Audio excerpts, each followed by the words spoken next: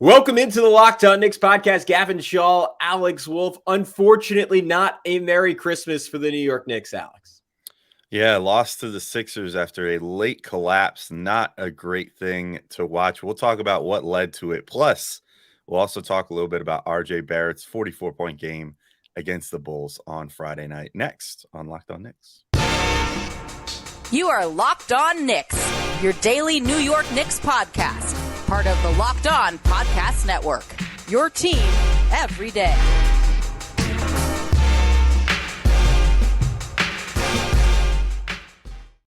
You are Locked On Knicks, your daily New York Knicks podcast. And I want to thank you for making Locked On Knicks your first listen today. And every day we're now available on all platforms. And that includes, and you already know this if you're seeing our smiling faces, on YouTube. So go check us out on YouTube if you haven't already. Like, subscribe, comment, all that good stuff. Post your rage at how this weekend just went. But who's talking to you? I'm Gavin Shaw, a play-by-play broadcaster. He is Alex Wolf, editor-in-chief of the Strickland, the greatest Knicks website in the whole wide world. Check them out on all forms of social media at thestrick.land. And yeah, this is Locked On Knicks. This is unfortunately Locked On, a 3-game losing streak. Alex, is the Knicks lose just a backbreaker to the Chicago Bulls. Missed 4 free throws down the stretch. Unfortunately, waste a 44-point night from RJ Barrett, lose by 1 on a DeMar DeRozan shot with about a second left. And then almost an equally frustrating game in Philly as the Knicks put together what was probably the best, I'll say, three-quarter stretch of offense they've had all season, led by Julius Randle having a just ridiculous 25-point first half. Unfortunately, not enough as the Sixers star duo of Joel Embiid and James Harden overwhelm the relatively less talented Knicks side. So, Alex, whole wide world of pain to talk about. Where do you want to start? Yeah, I mean, I think it was even more so than the 2 stars, too, is George Niang just deciding that he can't miss from 3. I mean, He was I pretty think open, though, to be yeah, fair. Yeah. yeah. I think these 2 games told me, and I probably want to zero in on the Christmas Day one first because I thought that was a little more concerning towards the end. But these sort of showed, like, the Knicks during their win streak were facing a lot of teams that were either hurt that they should have beaten or teams that were kind of reeling a little bit from like a losing streak of their own. And the Knicks now, their last 2 games, have faced 2 teams that are kind of on streaks of their own, that are the team that the Knicks were, a week ago. And the Sixers game in particular, the way that end of the game played out reminded me so much of how some of those games on the win streak went for the Knicks. Such as the Pacers game, for example, I think is probably the best example for me where, the Knicks were sort of reeling that whole game, not really taking advantage of what was being given to them. But you kind of just had this innate feeling of like, no, I think the Knicks are the better team here. And like, all it's going to take is one little run and then they'll win this thing. And then they got the one little run and they won that thing. Against the Sixers, it sort of felt like, the Sixers were clawing back. And then all of a sudden you were like, ah, crap. Like, I think the Sixers are the better team here. And I think that they're going to eventually pull this one out. And lo and behold, they did. That said, like, if it wasn't for just a 2-minute like stretch of just looking defeated by the Knicks, they could have won that game, but it seemed like once Niang hit that 1 3-pointer and then he hit the second one, all of a sudden it just sucked the air right out of the Knicks and they just stopped defending the way that they're capable of defending.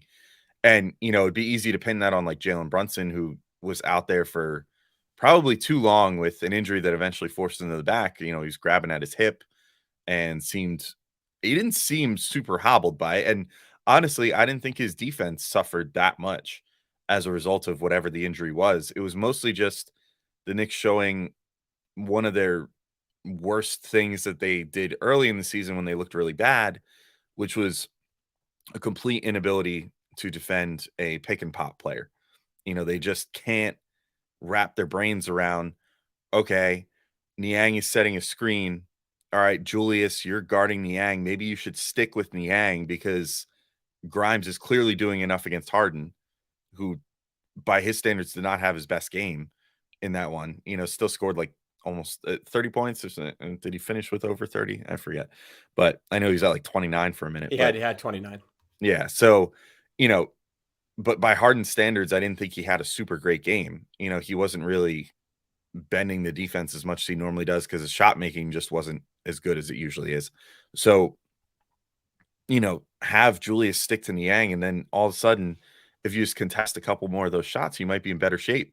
Like, it's funny because for as bad as the defense was from, I don't know when exactly that run started, around 5 minutes until about 2.5 minutes left. For the final 2.5 minutes, I thought they played really great defense. And then they managed to kind of make it a game down the stretch, but it was far too late at that point because they had already let, a 4-point game turn into a 16-point game or whatever the maximum amount in that final, stretch was. 14 points, I think it was maybe. But, it was just too little too late. But then they, at the end, they had crisp rotations and were sticking with their guys properly. And if the Knicks could have just made a few more shots too, which I thought they were even doing a good job of busting the zone on the other end and generating open looks for Grimes, quickly, Randall, you name it, RJ, all of them got open looks down the stretch and just couldn't can any of them. So just kind of an amalgamation of factors. But I thought that it was just a really, it was, I won't say it was concerning, but it was just a little bit of a throwback, that like 2.5 or so minute stretch where they let the game slip away. It felt a lot like some of the worst moments earlier this season. Yeah, so it was the Knicks were up with 11 and a half minutes to go, 98-95, and then it got to 116-102 with 4:48 left. So over about 7 minutes, that was, or maybe 6.5. It was 21-4 run that killed them. And and to your point, I thought there were pretty clear-cut issues on both ends of the floor defensively. And this was kind of surprising. Tibbs started using Randall in drop a little bit more. And I'd have to go back to rewatch the fourth quarter, track all the possessions to know if that was happening every single play. But that's kind of what I noticed, and where Niang was getting a lot of those threes. And I think, to your point, he wanted help on Harden when it was mostly RJ in the third quarter, who was really having a lot of issues with Harden. And at times it wasn't even I saw people on Twitter who were sort of roasting RJ's defense, and he definitely wasn't out far enough on him, but Harden also made around a 30-footer at one point. It was just kept backing up, draining threes. It wasn't really classic Harden in that he was kind of getting to the rim and living at the foul line. He just got really, really, really hot, and RJ should have played up on him more. But to your point, it felt like they were kind of content to say all right, it was honestly, it's sort of, and at times I didn't really mind this defense from the Knicks just because it felt like after Mitch did a great job on Embiid in the first half, no one could really handle him in the second. So I was like, all right, just do whatever you got to do to Embiid. And it sort of felt like the defense, the Bucks played on the Celtics by the end of that playoff series a year ago, where they were like, all right, you know what, if Grant Williams wants to beat us, we'll let him take 18 threes and we'll live with it. And that's sort of been Tibbs's philosophy. I mean, last year, this year, where if another team has kind of a mediocre 3-point shooting, not that Niang's a big, he's more of a small forward, but a big-ish guy, they'll be like, all right, you want to take 8 open threes and live and die by that? We'll do it. And for a little bit, it was kind of working for the Knicks, as Niang missed 2 wide open threes in a row. Then he started making them. And then at that point, that's sort of the issue with that kind of schematic decision. Once those threes start going in and then you start have to pulling over a little bit more, it feels like everything falls apart very quickly. And that's what happened defensively. Offensively, it was kind of the same old story for the Knicks, where it felt like they were just too reliant on Julius Randle isolations and we're sort of spamming that over and over and over again. And in the first half, it worked to perfection. I mentioned earlier, it's 25 points per ESPN, the most anyone scored in the first half of a Christmas Day game in 25 years. So the guy, and we'll get more in depth on it, he was incredible.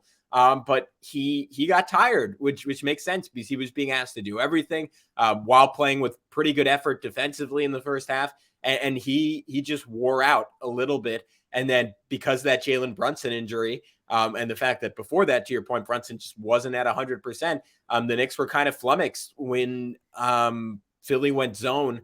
And when they were doing work against the zone, it was because, one, Randall was amazing, and two, is because even when Brunson wasn't scoring, he was getting into the heart of the defense, drawing 3-4 defenders and kicking it out over and over and over again. He had 11 assists just through the first 3 quarters of this one, Alex. So it just sort of felt like they lost their solutions to that over time. Yeah, it was not the Not the best showing for them. And I'd like to get into it more in the next segment. Like I actually even think their offense down the stretch, I didn't even think was that bad, or even 100% reliant on Julius to make something happen, and he just didn't. I actually thought that they did an okay job and just kind of missed some shots down the stretch. But Gavin, real quick before we come back, do you want to let everybody know where they can bet on Julius potentially putting up another 25-point half again?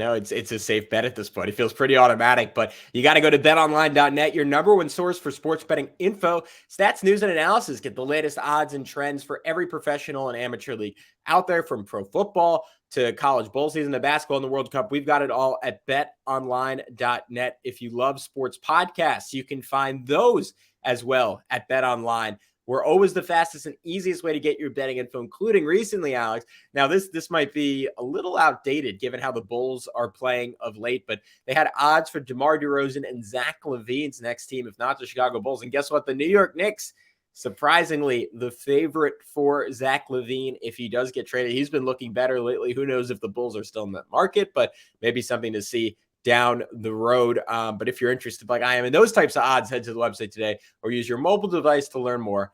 BetOnline, it is where the game starts. And with that, we are back on Locked On Knicks. So Alex, I'll just throw that right back to you. Make the case, because the Knicks, they did only score 16 points in the fourth quarter, but I'm with you in the sense that it felt like at the very end of the game, they were starting to find something again on both ends of the floor. And it's always hard to tell in those situations if it's sort of like football, where like all of a sudden the other defense kind of goes into a prevent and like you can move the ball better than you have all game. But do you think the Knicks found something that was clicking there, or are you more so saying like their process was pretty good, but the shots just weren't necessarily falling in the fourth? I think it's sort of the latter. I mean, I don't know if they necessarily found something new at the end there, but it just sort of, so as it was ballooning from, I think what was the score? I think the Sixers, in addition to that 21-4 run you mentioned, I think for about 2 minutes they went on like a 10-0 run, which was mostly the Niang threes going in, and I think there was an Embiid make in there, which pushed it from, I think the score was 106-102 or 106-100, and then eventually it was 116-102 after a couple minutes there.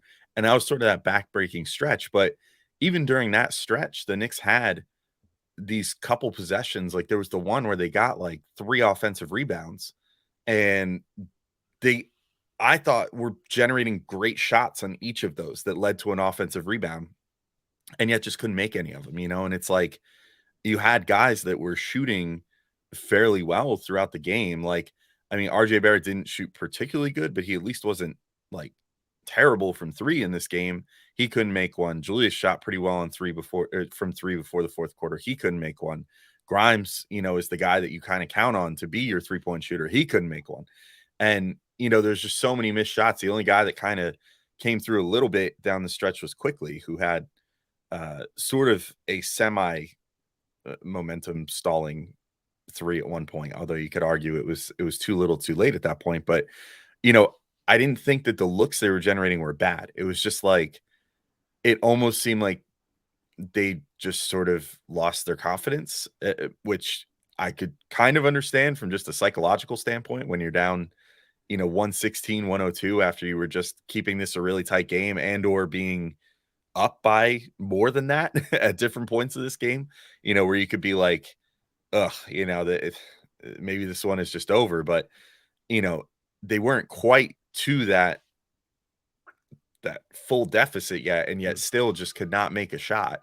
And I think maybe there's a world where they make one of those and then that sort of lights a fire under their butt again and be like, okay, let's switch into this defense that did really ultimately, like I said, the final 2.5 minutes of the game, I thought they played really good defense, and did all the right things. They were doing like soft traps where they were, trying to trap someone before midcourt to force an error, and then were getting back and adjusting well after that. And, the Sixers were obviously playing a slightly different style at that point where they were trying to burn more clock, but I don't think that they like were so invested in that that it was like they were just handing the Knicks good defensive possessions. I thought they actually did a good job of, keeping them away and then forcing turnovers and stuff like that down the stretch. It was just, unfortunately, a case of missed shots, and not being able to convert on the shots that they needed down the stretch. I'm just going to pull out fourth quarter numbers real quick. Like RJ 1 of 8 in the fourth quarter, played all 12 minutes. Julius 2 of 5 in the fourth quarter. And everybody else, not other than Quickly, not looking super good. Grimes 1 of 4, Brunson 1 of 3, and Quickly 2 of 3. And that's all the guys that took a shot in the fourth quarter. In total, they shot 30.4% and 1 of 8 from 3 for 12.5%. If they made like 2 more of those threes and brought their percentages more to around where they are for the year, maybe that kind of quells the run a little bit and makes us they can win this game. But again, it was just sort of like I alluded to in the first segment. It just felt like the Sixers are obviously more talented. They're a team that ideally wants to win a championship this year and has given up the assets to suggest that they want to win a championship. But the other thing is just it was a hot team facing a cold team, and the hot team did the hot team thing and pulled it out in the end and made the shots, and the cold team did the thing the cold teams do, which is wilted a little bit down the stretch and couldn't pull it out. But ultimately, I didn't think their process was that bad. I thought they did a pretty decent job down the stretch, especially against the zone, which they've struggled with and just couldn't pull it out. Yeah, I at least on my end, I don't know if there was quite enough creativity offensively, but also like where I sympathize with Tom Thibodeau is like at a certain point it does just come down to talent, right? Because Philly wasn't really running crazy offense. It was a lot of Harden pulling up and hitting 28 footers, or Harden drawing 2 defenders and then kicking to the wing, or Embiid hitting elbow jumper after elbow jumper, or getting putback slams on Mitchell Robinson's head. And that's just talent at a certain point. And I think it's still clear to me at times at the end of these games, the Knicks just have such a thin margin for error. And if they don't have all 3 of Brunson, Randall, and RJ on the court and playing well, like it's hard for them to pull out games. Not even against like the Sixers, but to your point, against the team like the Pacers, who are solid, aren't a terrible team by any means, but aren't great. And if Brunson's out with an injury and RJ is in the midst of a 6 for 21 game as he was, like it feels like someone else just has to step up from a creation standpoint. If not, things inevitably get a little stagnant. And while I would still posit that there's more room for creativity, like in the third quarter, the Knicks got 2 buckets in a row by having Jalen Brunson screen for Julius Randle. And one time Brunson just dove to the rim off of it and got a little floater. And then the other time Randle drew 2-3 defenders, then flipped it back to Brunson. Then Brunson attacked and got a layup. So just little stuff like that to like kind of grease the wheels is really good. And it feels like more often than not, the Knicks kind of trend away from any kind of creativity down the stretch. But also they just need a 4th guy who can handle the basketball and make shots. And for a team where there are still like heavy rumors about them trying to find that player on the open market, like we heard the name before the win streak or at the very beginning of the win streak, we heard the name from the Athletic of Eric Gordon. I believe, if I'm remembering correctly, that was Shams Charania, might have been Ian Begley. And then after this game, Ian Begley came out and said it was interesting timing that he dropped this, I guess just because they were playing Philly, but he came out and said the Knicks were looking to acquire Tobias Harris before that win streak started. And you see kind of the roots for that and why the Knicks, I mean, I guess that would nominally be the type of deal that they'd be willing to move Emmanuel Quickly, and why they'd be willing to do that, because right now, whether it's Quentin Grimes, whether it's Quickly, they're just missing that guy who can consistently create his own shot. And Alex, I'll toss this back to you in a sec. To me, the biggest disappointment of maybe not this season, but at least of this current stretch, is that even when Quickly is cooking, he hasn't really been that guy. Like he's been playing better because his 3-point shot is falling,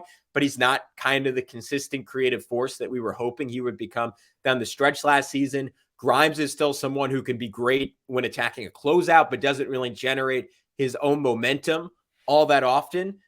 So I can see why they're still on the market and saying like, hey, if we like, probably not Grimes, but if we have to give up Emmanuel Quickly to find a 4th guy who can consistently create his own shot, there's kind of a cap limit on what this team can be, just because the frontline guys aren't a Joel Embiid or James Harden, that they're very good. And Brunson and Randall in particular have been playing like all-stars lately, but you're just not going to get 4 quarters of dominance from them that you might from a genuine top 15 player in the NBA, game in and game out. Alex, I wanna get your thoughts on that. But first, I know we have a really important reminder to give to everyone. Yeah. So I'll just tell a little anecdote here. You're hanging out with some friends and putting back a few drinks. A few becomes a few too many. As the evening comes to an end and people start to head out, you think of calling for a ride. Nah, you live nearby. You can make it home okay. It's no big deal. What are the odds you'll get pulled over anyway? And even so, what's the worst that could happen? Your insurance goes up. You lose your license. You lose your job. You total your car. You kill someone. And it all sounds pretty bad to me. Everyone knows about the risks of driving drunk. The results are tragic and often deadly. However, that still doesn't stop everyone from getting behind the wheel under the influence. That's why police officers are out there right now looking for impaired drivers on our roads to save lives. So if you think you're okay to drive after a few drinks, think again. Play it safe and plan ahead to get a ride. It only takes one mistake to change your life or someone else's forever. Especially keep this in mind with New Year's coming up. Drive sober or get pulled over. All right, Gavin, we're back to finish talking this out. And yeah, so to pick up on the point that you ended on the last segment there, I agree with you. And, this was sort of what I was getting at with a couple weeks ago, which I know like got me some flack, like in my Strickland Discord, for example, with the idea of potentially trading quickly for the right deal.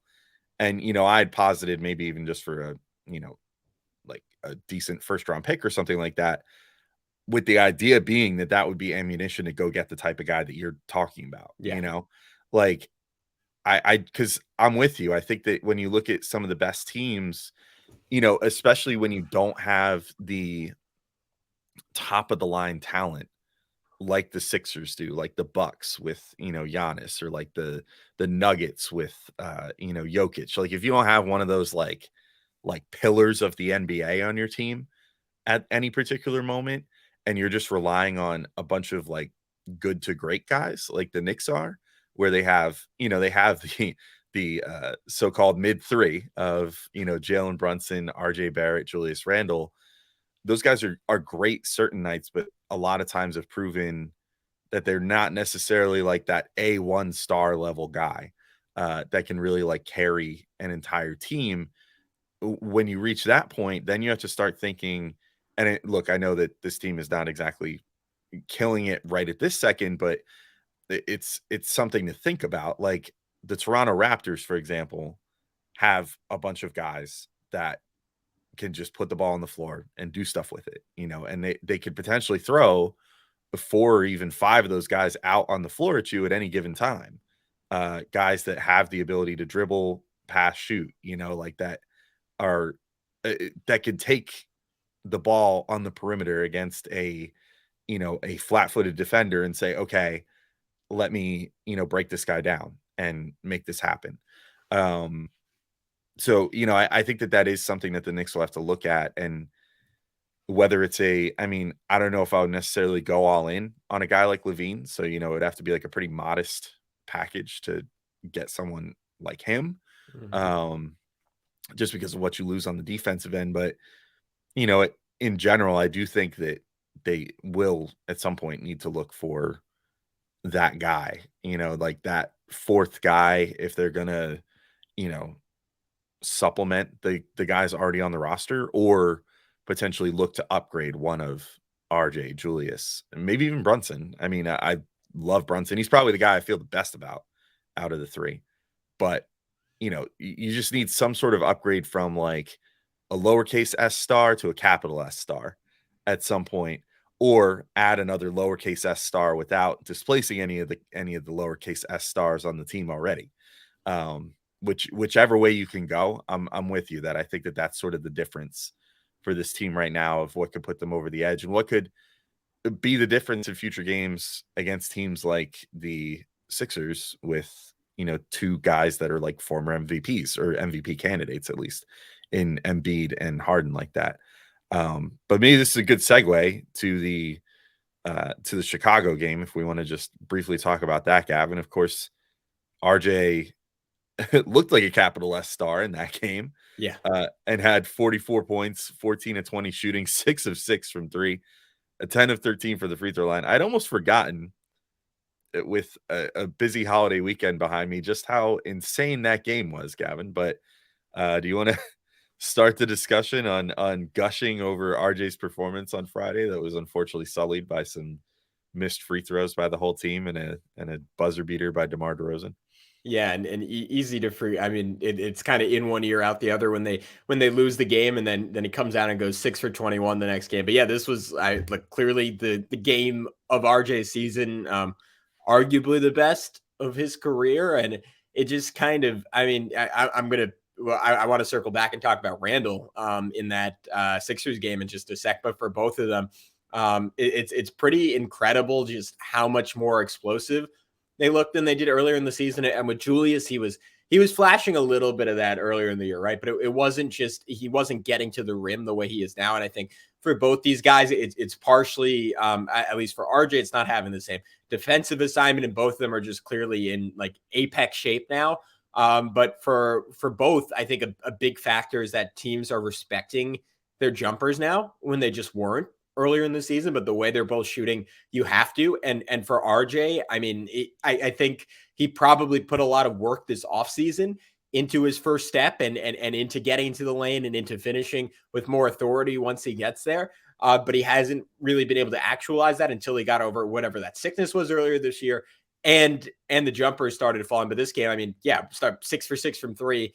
The closeout started coming, and shots that were missed layups against 2-3 defenders early in the year are now him dunking on Nikola Vucevic and putting his you know what in Vucevic's face, like over and over and over again. And just his ability to, like, when he starts finding some confidence, to start shifting pace, shifting the way he attacks, whether it's a screen rejection for his opening bucket against Zach LaVine, or on that dunk he had on Vucevic. It felt almost like either Harden or Shai Gilgeous-Alexander, the way he kind of slowly went around DeRozan, where like DeRozan was expecting him to explode, and then RJ just kind of changed his pace a little and threw DeRozan off. And then with 33 seconds left, hit what should have been the game-winning shot in that Bulls game, which was just tough against Zach LaVine, to kind of a 1-2 step runner. But Alex, what did you make of that electric performance against the Bulls? And then if you want to circle back as well, what did you make of Randall's just insane 25-point first half against the 76ers? I mean, I think it just shows that both those guys at times have the ability to be, I don't know what the word, like, I don't know if they are the capital S star, but they have the ability to cosplay one from time to time, you know, like they can't quite get to that plateau. And Randall, I think at this point we can sort of just say, yes, this is who he is. He's a very good player at his best. Not necessarily a guy that can like carry a team. RJ, it's probably still too early to put out a final deliberation on him. I know everybody loves from game to game to, one half of the Knicks fandom loves to, scream that he's a bust every time he shoots 6 of 21. And then the other half of the fandom loves to be like, oh, the RJ haters being real quiet today after he like has a 30-point game or whatever. Guilty of both on this podcast. Yeah. I mean, we do because by nature we have to be reactionary because we're talking about every single game. But RJ, I'm not really ready to write off the idea of him potentially turning into like a capital S star still. Though the frustrating inconsistencies always show their head, when it's like, just when you think, okay, this is it, like he's turned that corner, and then all of a sudden a really bad shooting game comes around. And yet you're reminded of some of his limitations that don't just stem from having a bad shooting night, but also just from his style of play. Where sometimes, like he's not matchup proof, and the best players in the NBA are 100% matchup proof.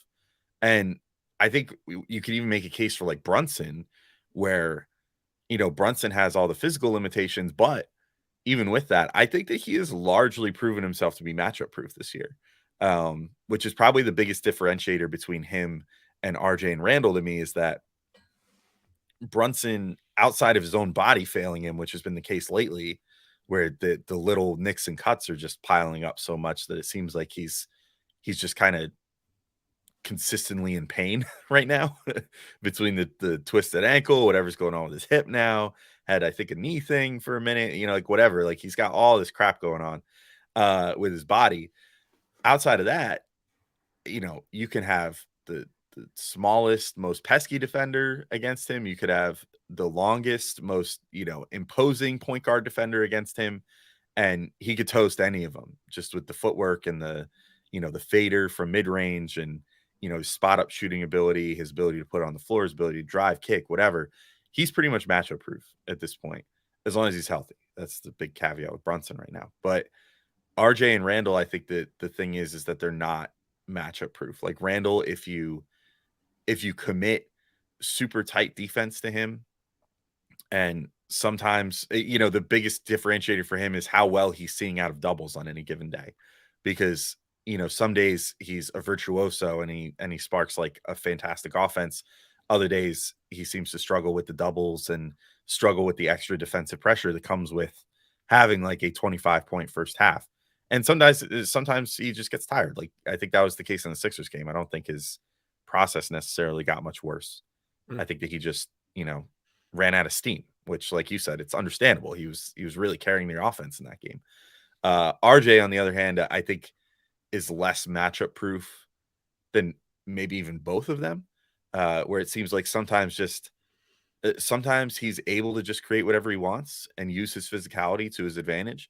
And other times it seems like lengthy defenders and stuff just really give him fits, and he can't seem to generate much of what he wants to generate because, defenders, if they commit to playing him super tight, it proves difficult sometimes for RJ to make the space that he needs to himself to get something off, which is why even with like a 44-point game under his belt where he did a ton of creation, a lot of times it feels like his offense is dependent on, okay, like Julius or Brunson needs to get going a little bit first, and then RJ can really start to shine, because then he's able to kind of feast off of the attention that gets paid to the other guy on the floor, which is totally fine. That might make him into like a Chris Middleton in his career, which it would be an awesome outcome for him because Chris Middleton is a fantastic player.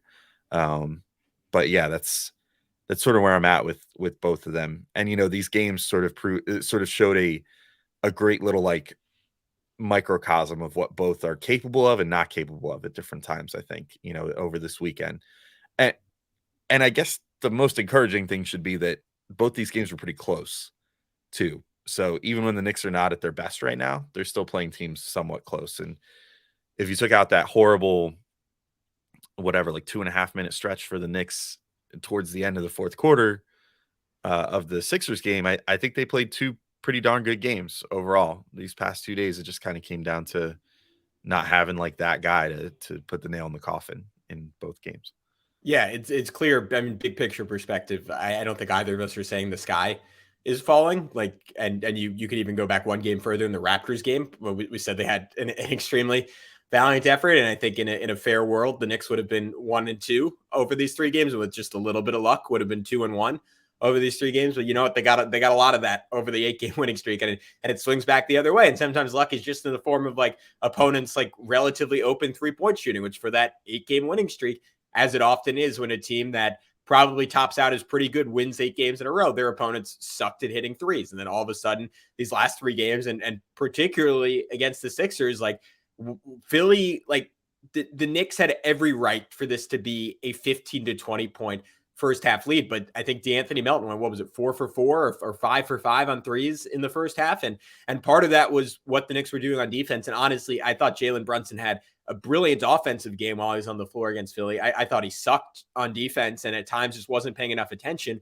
And then even when he was paying attention, like this is to your point, the physical limitation with Brunson, like he could close out on Melton, but Melton's what, like 6'4", 6'5"? Like he wasn't even really seeing Brunson on those closeouts and was just putting 3 after 3 down. And that's where like a great first half effort from Randall and not to mention Mitchell Robinson, who guided the New York Knicks to they were outscoring the Sixers 17-2 at one point on second chance opportunities. And that was pretty much all Mitch, who was just beating Embiid on the glass over and over and over again. And as that flipped in the second half, and as Embiid, like JJ Redick said in the broadcast, he's not really a noon guy for whatever reason. And like once Embiid kind of got his footing, like got a coffee in him at halftime, like the game completely flipped on its head. And it's because like with the Sixers getting supplemental shooting from their guys and the Knicks not getting that, like plus their stars, like there wasn't just enough there. But I want to circle back one more time to that first half from Randall, because I mean, to me, like, yeah, or especially in the third quarter, like he like just over and over and over again, like he was like blowing by PJ Tucker for wide open layups. At one point went right at James Harden for like a crazy tough and one banker, and the confidence was just at such a high level for him. And on top of that, like he continued doing like all the little things he's been doing, like his footwork on his 3-point shot looks so good right now. Like I wrote down Ray Allen light in my notes, and look, granted, like you can probably go back and watch games early in the year, and the footwork probably looked fancy, and the shots weren't just going in, but his touch on catch and shoots is so exciting. He looked like Obi Toppin at one point running the floor when Jalen Brunson hit him on an 80-foot lead pass for a layup, and then just had one of his best passes of the season where he beat James Harden off the dribble, was on the left wing, and then just threw like a double pump bullet to Jalen Brunson in the opposite corner. Randall, I mean, it's kind of like an elevated version of what we saw during that 2021 season where he's just throwing guys open, but he's doing so, Alex, with just such crazy margins where he's in the paint and he's surrounded by 2, 3, 4 guys, and he's still finding a way to get out to the perimeter, get it to the corner. And honestly, like if I'm going to criticize Brunson, I also got to compliment him, because we saw that from Brunson again and again in this game when the Sixers went zone, like he was able to at times, like I could post screenshots of this on Twitter. Like there were 4 defenders around him, and he was just like, all right, throw it out to Julius Randle for 3, get the defense tilting one way, and then zip it back to Randall and give him like a tilted defense to go and attack. Like he's even on nights when he's not necessarily being the apex predator he was at points earlier this season as a scorer, Brunson's making things so much easier on his opponents. So Alex, I don't know how you want to wrap this up. Comment on that, or maybe a little bit more on Mitchell Robinson and the effort he had in the first half against Embiid, which I said when we had the Sixers guys on, that was ultimately going to be the key to this game, how Mitch matches up with Embiid. And Mitch, outside of like some ticky-tack fouls in the first half, honestly got the better of that matchup. Yeah, I mean, I think that Mitch always plays Embiid pretty close, and that's why you take a chance of giving Mitch, the contract that he got, the 4 for $60, because he can play a guy like an Embiid and slow him down a decent amount. And he's done that in the past. And, there's only so much you could do against a guy of that caliber, but Mitch always seems to show up against some of the best centers in the league, except for maybe like Jokic. Jokic gives some fits, but Jokic kind of gives everybody fits. That's why he's been MVP. But yeah, I think you pretty much said all of it with Brunson and Randall. I don't have too much more to add there. Brunson in particular at his best this year. I mean, we've been talking about it all year. He's been the point guard that the Knicks have wanted / needed for forever. And he really displays it with his ability to break down defenses, to find the right man at various points, and sometimes to such great effect that the Knicks can take whatever their maximum lead was on the Sixers in the first half, 15 points or whatever it seemed like. But yeah, it's, I just really, I think maybe the closing note is, I hope that there's nothing seriously wrong with Brunson. We've not heard any updates since he left with the hip thing. Hopefully it's like, I don't know, a hip pointer or something. I'd be lying if I said I knew exactly what that is, but I know it's a thing that's usually not, a long-term injury.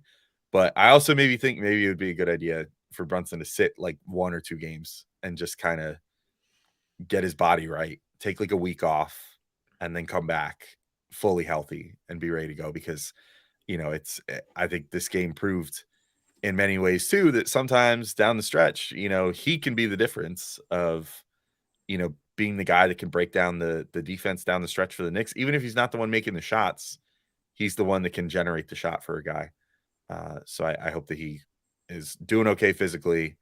And again, maybe it might not be the worst idea in the world for him to take a day off or 2 just to get everything right there.